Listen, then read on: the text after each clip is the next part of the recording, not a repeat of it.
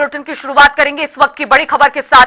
अब से थोड़ी देर में मॉक ड्रिल शुरू होगी। इस वक्त की बड़ी जानकारी, पाकिस्तान बॉर्डर से सटे राज्यों में मॉक ड्रिल, हरियाणा में भी मॉक ड्रिल हो रही है। जम्मू कश्मीर, राजस्थान, गुजरात में मॉक ड्रिल होगी। देश के 6 राज्यों में ये मॉक ड्रिल होने वाली है। रात 8 बजे 15 मिनट के लिए ब्लैकआउट होगा और आपको बता दें कि रात 9 बजे तक ये मॉक ड्रिल चलने वाली है। तो 5 बजे से लेकर रात के 9 बजे तक ये मॉक ड्रिल का समय निर्धारित किया गया है। और आपको बता दें कि ऑपरेशन सिंदूर को अंजाम देने के बाद एक बार फिर से जो सीमावर्ती राज्य हैं, 6 राज्य जो पाकिस्तान से सटे हुए हैं, उन राज्यों में मॉक ड्रिल हो रही है।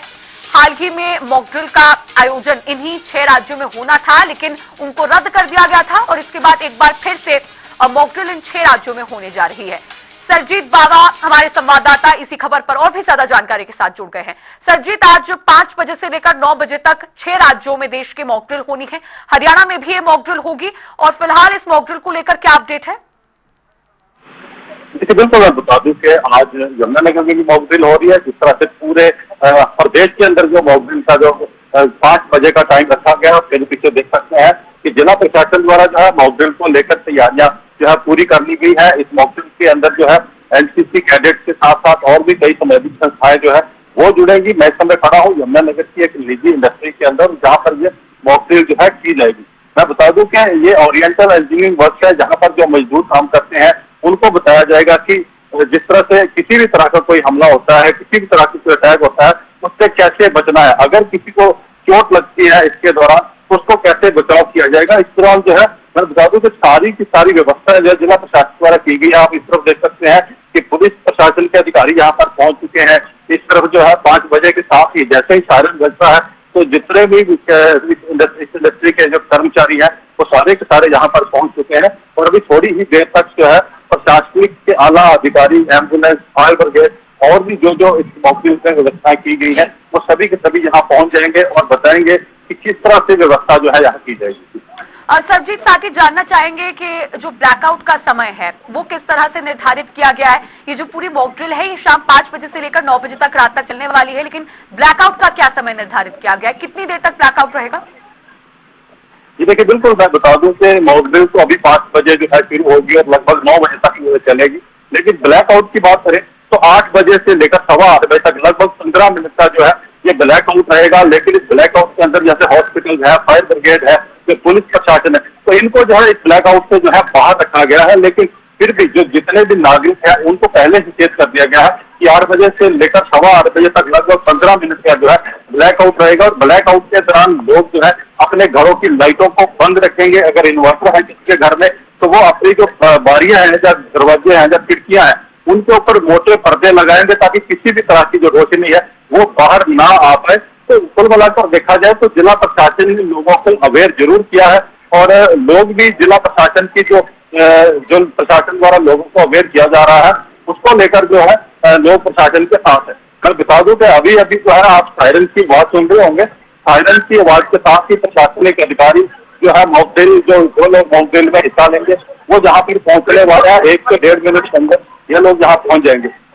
आप देख सकते हैं फायर ब्रिगेड की गाड़ी जो है प्रवेश कर रही है और इसके साथ साथ और भी प्रशासनिक अमला है और जो लोग इस मॉक ड्रिल में भाग लेने वाले हैं वो लोग अभी 1 से 1.5 मिनट के अंदर यहाँ पहुंच जाएंगे। और यहाँ पर मॉक ड्रिल का जो प्रोसेस है, जो प्रोसीजर है, वो सारे के सारे जो है वो शुरू हो जाएगा। जी सरजीत, ब्लैकआउट की हम बात कर रहे थे इससे पहले 8 बजे से लेकर 8:15 बजे तक, यानी कि 15 मिनट तक ब्लैकआउट रहने वाला है।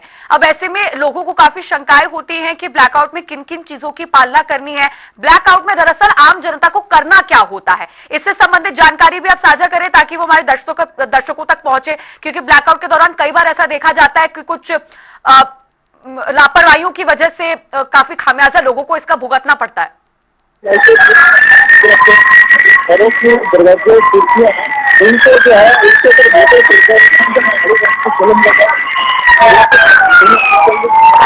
पार्क है उसकी चार्जिंग शुरू हुई। जमीन में बता दी तो उसके साथ साथ लोगों को कहा गया है जो सरकार रेडियो और जो भी सोशल है उसके ऊपर से आप सुन सकते हैं तो किस तरह की जो है क्या क्या खबरें आ रही हैं उन खबरों को ध्यान से सुनें और इसी का अनुपालन करें। सरकार द्वारा जो भी दिशा निर्देश दिए जाते हैं उनका पालन करें। जी।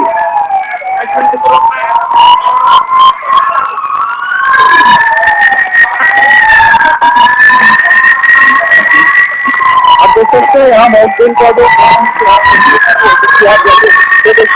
व्यक्ति है जिसको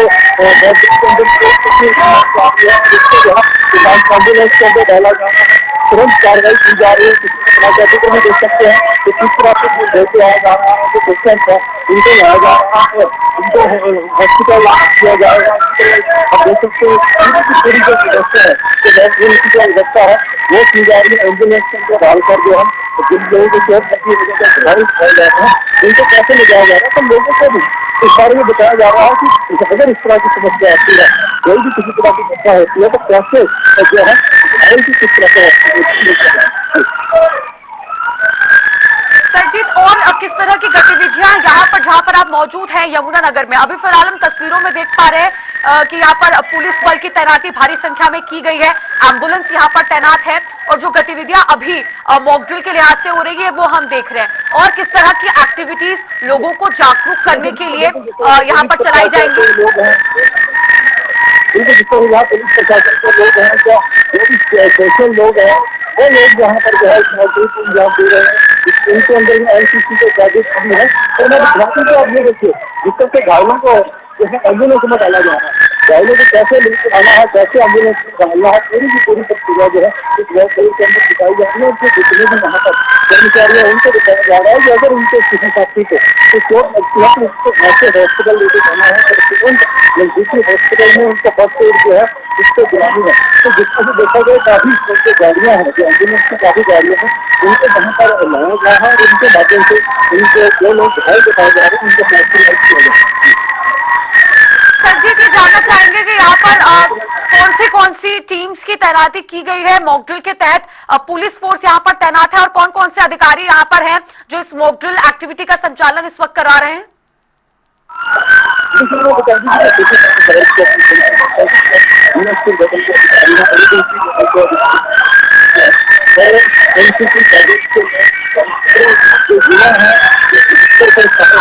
उनके लोग काफी लोग आप देख सकते हैं जो मजदूर है उसको अंजाम देने के लिए आप देख सकते हैं लोगों को बताया जा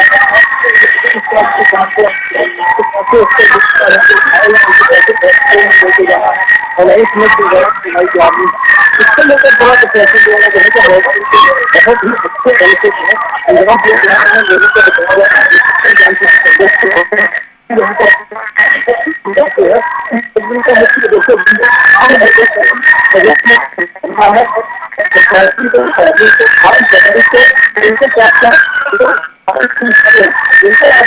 कॉल में कैसे रही ऐसी परिस्थितियों में कैसे कॉल मिल जाए ये मुख्य बात होगी। आम पब्लिक के साथ करने का कैसे काम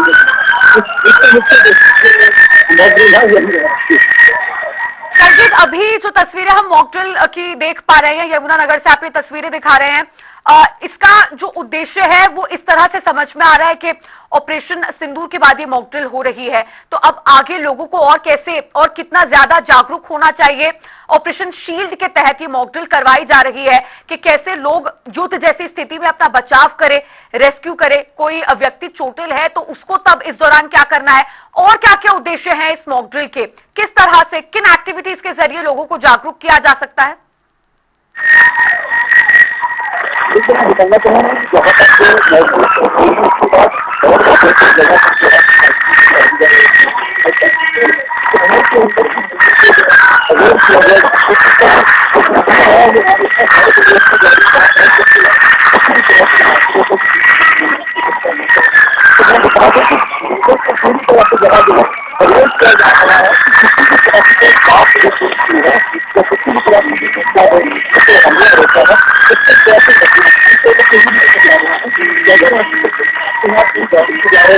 और गाड़ी को तुरंत लगा लाइट बंद करके बिल्कुल तीन तरह की लाइट लगा दी है। घरों में भी लोगों को यही कहा जा रहा है कि जिस समय बलून खरीद है उसको हम अपने घरों से बिल्कुल बाहर निकलिए। चलिए, बहुत शुक्रिया सरजीत बाबा आपका जुड़ने के लिए और ये तस्वीरें और तमाम जानकारी हम तक पहुंचाने के लिए। तो ये तस्वीरें आपको यमुनानगर से लाइव दिखा रहे थे, जहां पर मॉक ड्रिल की शुरुआत हो चुकी है। शाम 5 बजे से लेकर रात 9 बजे तक के लिए ये मॉक ड्रिल रखी गई है और देश के 6 राज्य जो पाकिस्तान के साथ बॉर्डर शेयर करते हैं, यानी कि वो सीमावर्ती 6 राज्य पाकिस्तान से सटे हुए राज्य, यहां पर मॉक ड्रिल हो रही है। इसमें हरियाणा भी शामिल है और हमारे संवाददाता यमुनानगर से जुड़े और तस्वीरें मॉक ड्रिल की उन्होंने वहां से दिखाई। यहां पर तरह तरह की एक्टिविटीज और गतिविधियां करवाई जा रही है। मॉक ड्रिल का संचालन हो चुका है और शाम 8 बजे से, माफ कीजिएगा, रात 8 बजे से लेकर 8:15 बजे तक ब्लैकआउट होगा। और भिवानी से हमारे संवाददाता दीपक मुटरेजा भी लाइव जुड़ गए हैं इसी खबर पर और भी ज्यादा जानकारी के साथ। दीपक, वहां पर जहां पर आप मौजूद हैं, क्या तस्वीरें वहां से दिखा सकते हैं? 5 बजे से 5 बजे हुए 15-20 मिनट का समय बीत गया है, मॉक ड्रिल की शुरुआत वहां पर हो चुकी है। बिल्कुल, आपको बता दूं कि जिस प्रकार से मॉक ड्रिल जो है वो की जा रही है, भिवानी के डीसी और एसपी दोनों इसमें मौके पर मौजूद है। आप देख सकते हैं वो मौके के ऊपर मौजूद है। मॉक ड्रिल जो है वो शुरू हो चुकी है। फायर ब्रिगेड की गाड़ियों को जो है मौके पर बुलाया गया है, साथ ही पुलिस के सभी कर्मचारी गया है कि अगर मान लो कि लघु सचिवालय के ऊपर किसी ने अटैक कर दिया तो उस अवस्था में अंदर किस प्रकार की कार्रवाई की जानी है, तमाम तैयारियां पुलिस की यहाँ पर दिखाई दी जा रही है। पूरा पुलिस बल यहाँ पर मौजूद है। यहाँ के डीसी और यहाँ के एसपी दोनों के दोनों ही मौके पर मौजूद हैं। आप देख सकते हैं जिस प्रकार से दोनों अधिकारी यहाँ पर हैं और साथ ही प्रशासन के और अन्य अधिकारी भी यहाँ पर उनसे मुस्तैद है। हर चीज के ऊपर पैनी नजर जो है वो रखी जा रही है ताकि किसी भी प्रकार की कोई दिक्कत हो तो तमाम तैयारियां जो है पुलिस और प्रशासन की हर समय तैयार हो, इस तरह की तमाम व्यवस्थाएं जो है यहाँ की गई है।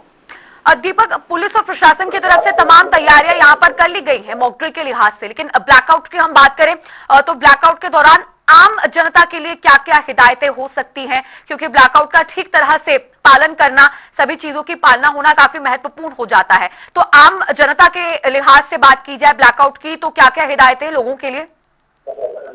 अभी तो आपको बता दूं कि 8 बजे से रात को 8:15 बजे तक जो है ब्लैकआउट होगा। उस अवस्था के अंदर सभी को निर्देश दिए गए हैं, आदेश दिए गए हैं कि अंधेरा हो, गलियों में भी अंधेरा हो, अपने अपने घरों के अंदर भी आपको अंधेरा करना है। पर्दे जो है वो लगा लेने हैं ताकि रोशनी जो है वो बाहर न जाए। ऐसा लगे कि अगर किसी प्रकार की कोई दिक्कत हो जाती है तो रोशनी को देख करके ही अंदाजा लगाया जाता है कि यहाँ पर वादी है या क्षेत्र है, यहाँ के ऊपर जो है दुश्मन देश अटैक कर सकता है। इसलिए तमाम तैयारियां प्रशासन के द्वारा की गई हैं। निर्देश दिए गए हैं कि 8 बजे से लेकर के 8:15 बजे तक जो है पूरे ब्लैकआउट जो है वो रहेगा। बिल्कुल दीपक, क्या अभी तक भिवानी में मॉक ड्रिल से जुड़ी हुई कोई गतिविधि आपने अभी तक देखी है? क्योंकि सायरन बजने के साथ मॉक ड्रिल की शुरुआत होती है, तो क्या इस तरह की कोई चीज अभी तक भिवानी में देखी गई है? बिल्कुल, आपको बता दूं कि मॉक ड्रिल जो है वो शुरू हो चुकी है। 5 बजे जो है सायरन बज चुका था। 5 बजे सायरन बजने के साथ ही पूरा पुलिस प्रशासन, फायर ब्रिगेड की गाड़ियां, तमाम जो राहत कार्य, बचाव कार्य है वो इस प्रकार से दिखाए गए हैं कि अगर किसी प्रकार की कोई दिक्कत होती है, तमाम प्रशासन में के अधिकारी कर्मचारी मौके के ऊपर मौजूद भी हैं।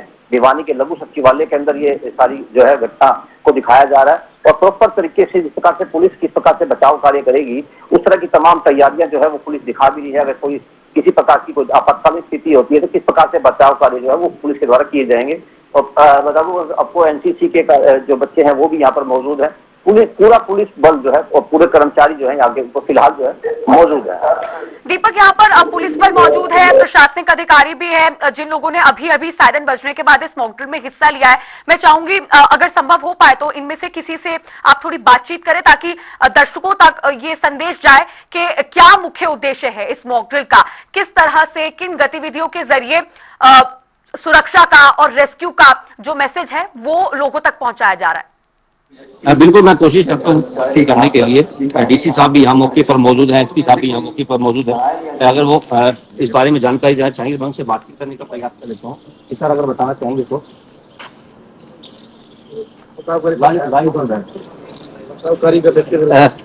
देखिए, अभी 5 मिनट का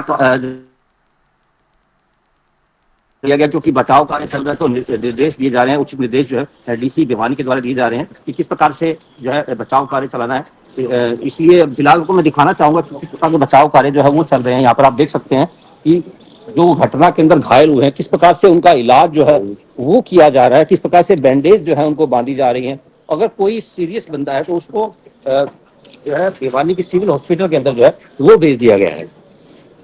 देखिए, आप देख सकते हैं किस प्रकार से जो बैंडेज जो है वो बांधी जा रही है। जो बचाव कार्य जो है वो पूर्ण रूप से किस प्रकार से किए जाने हैं, इस तरह की जानकारियां जो है वो दी जा रही है। दीपक, और क्या क्या उद्देश्य इस मॉक ड्रिल के हैं?